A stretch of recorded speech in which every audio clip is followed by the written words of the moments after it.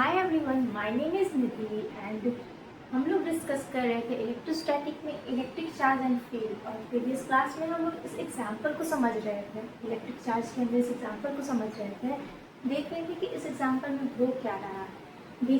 आज देखेंगे कि इस एग्जांपल को समझने के पीछे मोटो क्या था और आगे के भी टॉपिक्स को डिस्कस करेंगे। सो देखते हैं कि इस एग्जांपल को क्यों समझ रहे थे हम लोग। इसमें क्या देखा था कि दो ग्लास रॉड था जिसको दो अलग अलग सिल्क के कपड़ों से क्या किया था, रब किया गया था।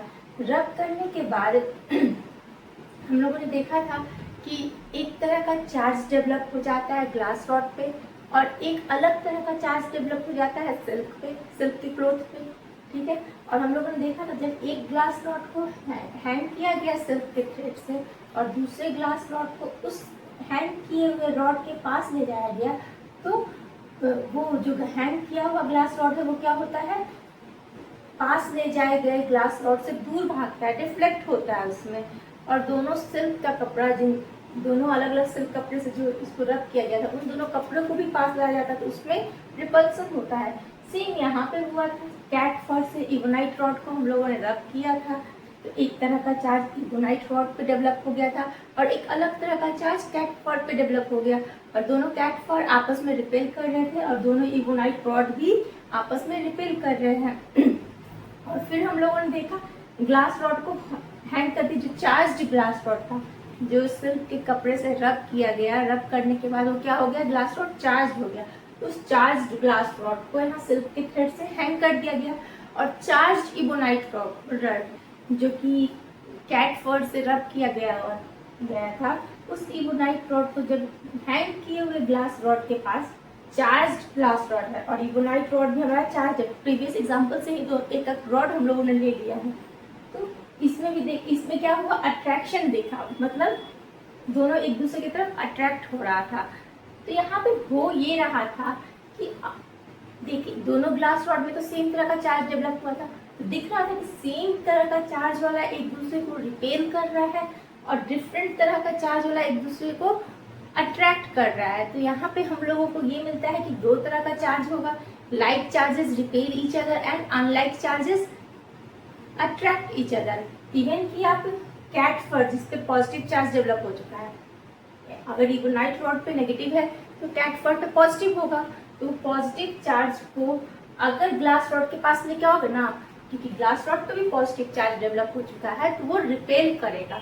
सो यहाँ पे हम लोगों को यही देखना था कि दो तरह का चार्ज होगा और दोनों चार्ज अगर सेम है तो रिपल्सन होगा, दोनों चार्ज अलग अलग है तो अट्रैक्शन होगा। और ये जो प्लस पॉजिटिव और नेगेटिव जो है ना वो पोलैरिटी बताता है, चार्ज का पोलैरिटी बताता है, पॉजिटिव पोलैरिटी का चार्ज है या नेगेटिव पोलैरिटी का चार्ज है ये बताता है। ठीक है, तो इसको पोलैरिटी वर्ड हम लोग यहाँ पे यूज कर सकते हैं। तो अलग अलग पोलैरिटी अगर दो ऑब्जेक्ट एक दूसरे में रब किया जा रहा है तो दोनों ऑब्जेक्ट पे चार्ज डेवलप होगा और दोनों चार्ज अलग अलग पोलैरिटी का होगा। ठीक है, अब देखो क्या होगा, पहले से जो सिल्क रॉड पे चार्ज डेवलप सिल्क क्लॉथ पे जो चार्ज डेवलप हो चुका था ना उस सिल्क क्लॉथ को अब इस चार्ज ग्लास रॉड के पास लाओगे ना तो कोई रिपल्सन और कोई अट्रैक्शन नहीं होगा क्योंकि दोनों एक दूसरे को नलीफाई कर देगा। उस पे जो नेगेटिव चार्ज था, इस पे जो पॉजिटिव चार्ज था, क्या होगा, नेगेटिव इलेक्ट्रॉन वापस यहाँ आ जाएगा तो दोनों एक दूसरे को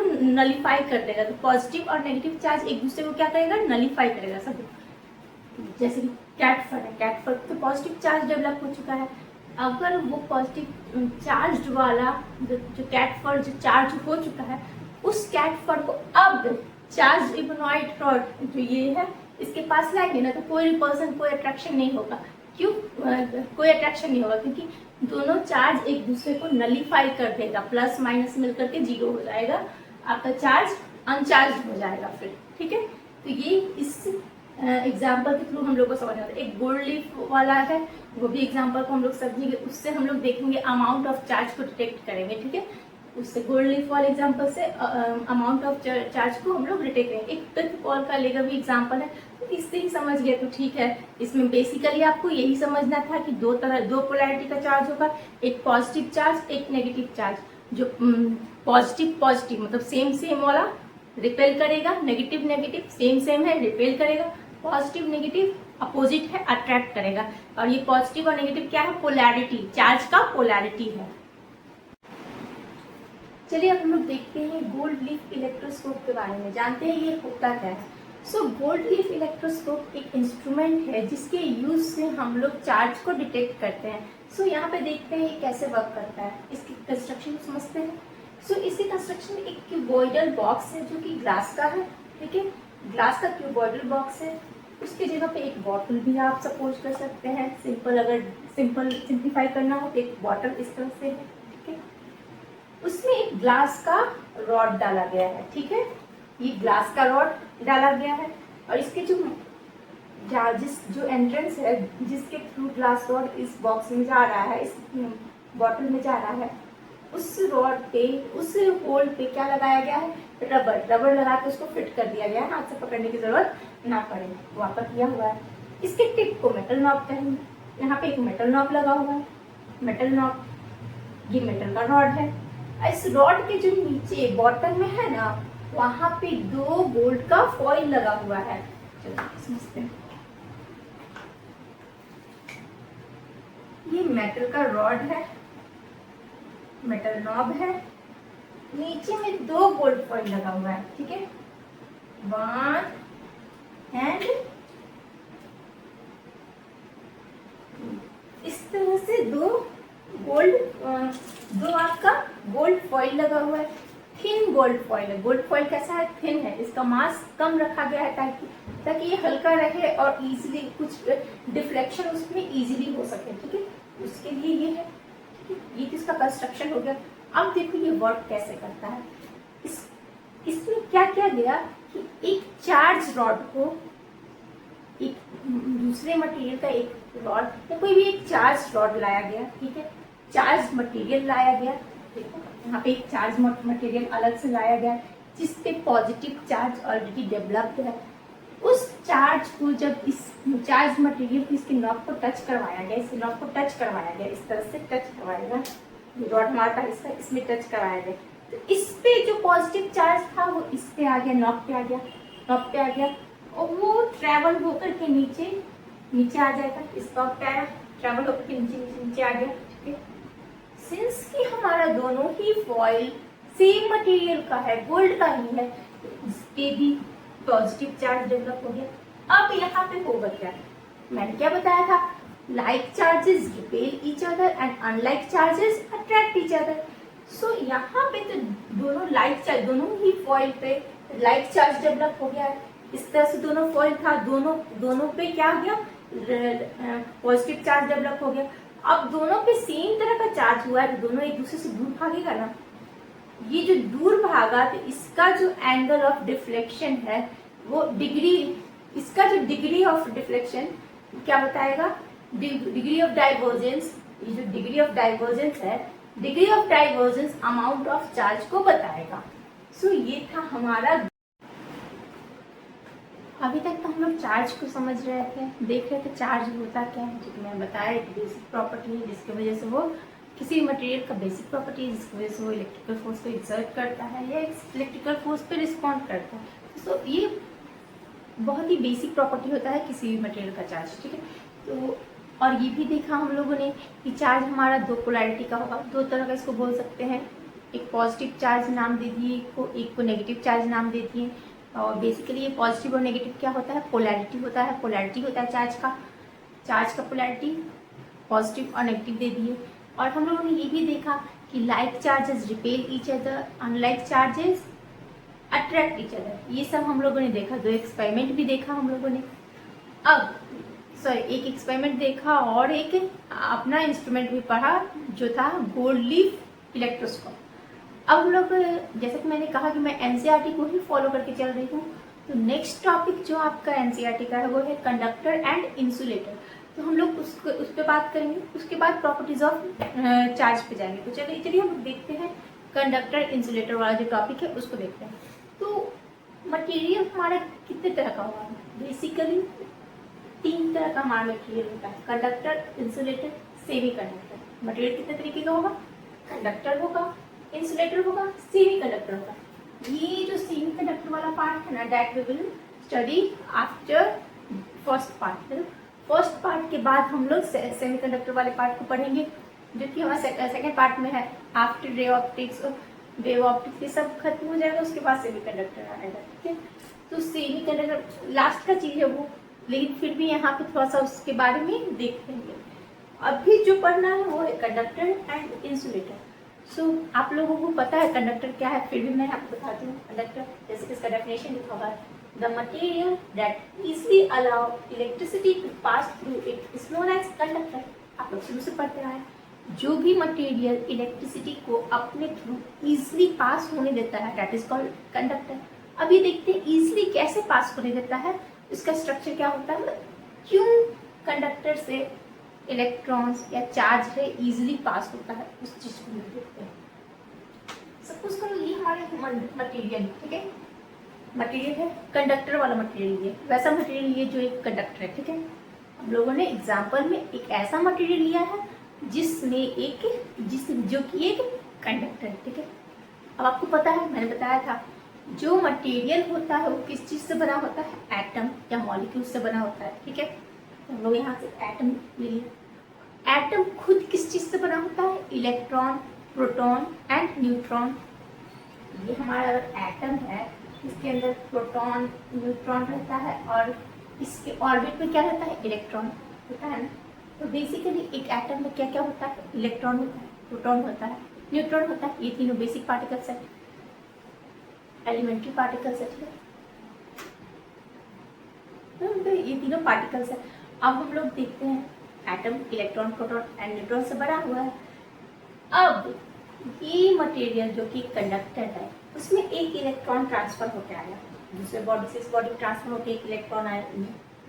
ठीक है, जब इलेक्ट्रॉन इस मटेरियल में आएगा ना, तो कंडक्टर वाला जो मटेरियल कंडक्टर होता है उसके एटम में कुछ इलेक्ट्रॉन्स लूजली बाउंडेड होते हैं। ठीक है, उस मटेरियल का जो एटम है, उस एटम में कुछ इलेक्ट्रॉन ऐसे होते हैं जो एटम से लूजली बाउंडेड होते हैं। ठीक है, वही कंडक्टर कहलाता है, वही मटेरियल कंडक्टर कहलाता है जिसके एटम में कुछ इलेक्ट्रॉन्स लूजली बाउंडेड हो। ठीक है, लूजली अटैच हो इलेक्ट्रॉन्स अभी एटम से, मतलब थोड़ा सा फ्री हो। ठीक है, तो सपोज करो ये हमारा एक एटम है। ठीक है, इस एटम में क्या है, इलेक्ट्रॉन, प्रोटॉन एंड न्यूट्रॉन। जब इस एटम में इलेक्ट्रॉन, प्रोटॉन एंड न्यूट्रॉन है, तो न्यूट्रॉन कहाँ होगा, ऑर्बिट पे होगा, सॉरी इलेक्ट्रॉन कहाँ होगा, ऑर्बिट पे होगा। जब ये इलेक्ट्रॉन यहाँ आता है, ठीक है, यहाँ आया, तो ये इलेक्ट्रॉन इससे इसके ऑर्बिट पे जो इलेक्ट्रॉन है, ये दोनों का सेम चार्ज है।